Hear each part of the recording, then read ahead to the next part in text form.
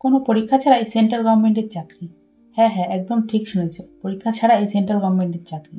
40,000-এরও বেশি শূন্যপদে পোস্ট অফিসের চাকরি। তাও আবার শুরুতেই 20,000 টাকা স্যালারি। এছাড়া সবথেকে যেটা মজার বিষয় সেটা হলো তোমাদের কোনো পরীক্ষাই দিতে হবে না। এমনকি সারাদিনও কাজ করতেও হবে না, মাত্র 4 ঘন্টা। এই স্বপ্নের চাকরির বিস্তারিত বিবরণ কী সেটা নিয়ে আজকের ভিডিও। হাই, আমি আরফিন, আর আপনারা দেখছেন অ্যাপারেন্টলি আরফিন ইউটিউব চ্যানেল। অনেকেই আছো যারা জানো না পরীক্ষা ছাড়া কীভাবে সরকারি চাকরি পাওয়া যায়, তাও আবার সেন্ট্রাল গভর্নমেন্টের।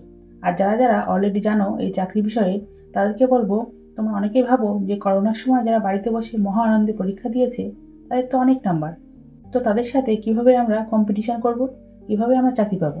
তবে এক্ষেত্রে বলে রাখি, এবার যে নতুন বিজ্ঞপ্তি এসেছে সেখানে কিন্তু একটা সারপ্রাইজ আছে সবার জন্য, এবং সেখানে সকলের জন্যই থাকবে সুযোগ।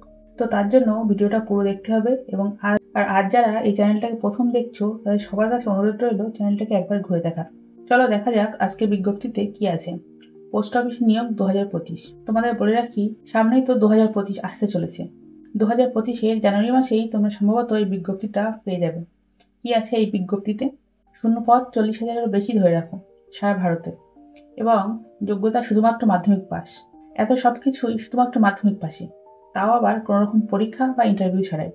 এমনকি 18 থেকে 40 বছর বয়সে যে কেউ ওই চাকরিটা পেতে পারবে।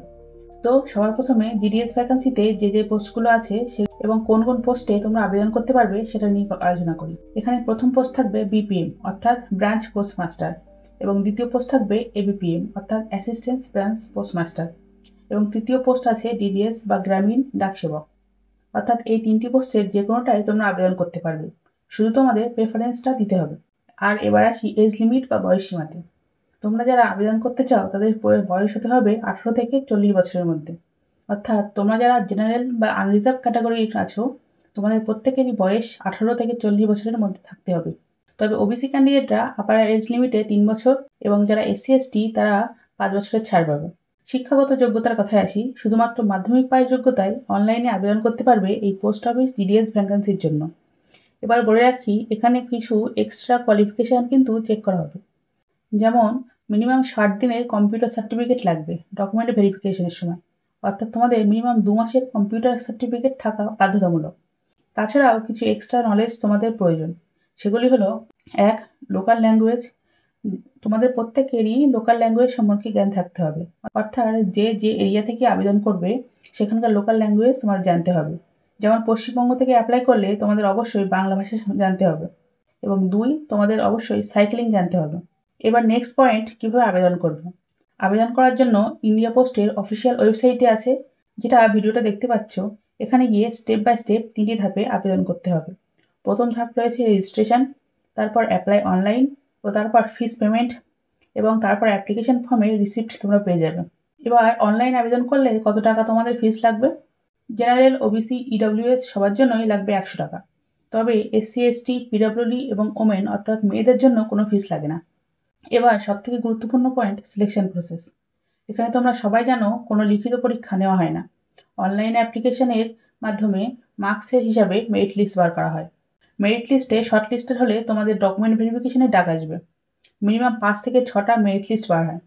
এরপর ডকুমেন্ট ভেরিফিকেশনে সাকসেসফুল হলে তোমাদের ট্রেনিং বা বিভিন্ন ফর্মালিটিস পূরণ করার পর তোমাদের চাকরিটা হয়ে যাবে। এবার নেক্সট, তোমরা দেখে নাও এই সমস্ত পোস্টে আবেদন করলে তোমাদের কত টাকা বেতন দেওয়া হবে প্রতি মাসে। দেখো, এখন বর্তমান স্যালারি স্ট্রাকচার হিসাবে বিপিএম পোস্টের চাকরি পেলে টিআরসিএস স্ল্যাব অনুযায়ী তোমাদের প্রতি মাসে বেতন দেওয়া হবে 12,000 থেকে 29,380 টাকার মধ্যে, এবং এবিপিএম বা জিডিএস পোস্টের চাকরি হলে 10,000 থেকে 24,470 টাকার মধ্যে বেতন হবে তোমাদের প্রতি মাসে। এখন বর্তমানে জিডিএস ট্রান্সফার পদ্ধতির মাধ্যমে তোমরা বাড়ির কাছে চাকরি পেতে পারবে। এবার বলি, জিডিএস 2025 ভ্যাকান্সি কবে নাগাদ আসবে। এই যে নোটিফিকেশান তোমাদের সামনে বার করে রেখেছি, এতে বলা হয়েছে জিডিএস বছরে 2 বার বা 1 বার নিয়োগ হতে পারে।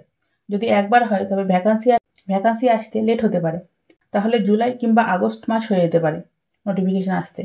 আর যদি 2 বার আসে ভ্যাকান্সি, যেভাবে বিগত কয়েক বছর ধরে আসছে, তো প্রথম ভ্যাকান্সি জানুয়ারি কিংবা ফেব্রুয়ারি মাসের মধ্যেই চলে আসতে পারে। এবার আসি শেষ একটা গুরুত্বপূর্ণ বিষয়। অনেকেই এটা জানো যে করোনার পর থেকে জিডিএস এর মেরিট লিস্টে 100%, 99%, 98% ছাড়া সিলেকশন পাওয়া যায় না। যখনই মেরিট লিস্ট বার হয় না কেন, সব 99%, 98% নাম্বারের ভিড়। তো যাদের একটু নাম্বার কম তারা অনেকেই আশা ছেড়ে দিয়েছো যে জিডিএসে তারা সিলেকশন পাবে। তো এবারে ব্যাপারটা হয়েছে কি, দেখা যাচ্ছে অনেকে ভুলভাল পার্সেন্টেজ দিয়ে ফর্ম ফিল আপ করার পরে তাদের নাম মেরিট লিস্টে চলে আসছে, কিন্তু পরে তারা ডিভি বা ডকুমেন্ট ভেরিফিকেশনের সময় বাদ পড়ে যাচ্ছে। এই সমস্যা থেকে বের হওয়ার জন্য এবার একটা সিস্টেম জেনারেটেড মেরিট লিস্ট হবে। কী রকম? যখন তোমরা অ্যাপ্লাই করবে তখনই তোমাদের ফটো যেমন আপলোড করতে হয়, তখনই রেজাল্টটা আপলোড করার একটা অপশান দেবে। এতে কি হবে, যারা এই ভুয়ো নাম্বার দিয়ে মেরিট লিস্টে জায়গা পাচ্ছিল তারা আর এগুলো করতে পারবে না, প্রথমেই বাদ চলে যাবে। তো সেখানে কিন্তু তোমাদের অর্থাৎ জেনুইন ক্যান্ডিডেটদের সুযোগ অনেকটাই বেড়ে যাবে। তবে আমার মতে এখানে এজ নর্মালাইজেশনও করা উচিত।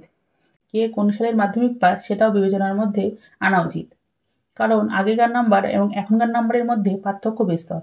আজ এতটুকুই। জিডিএস সম্বন্ধিত নতুন কোনো আপডেট পেলে অবশ্যই তোমাদের জানাবো। ধন্যবাদ।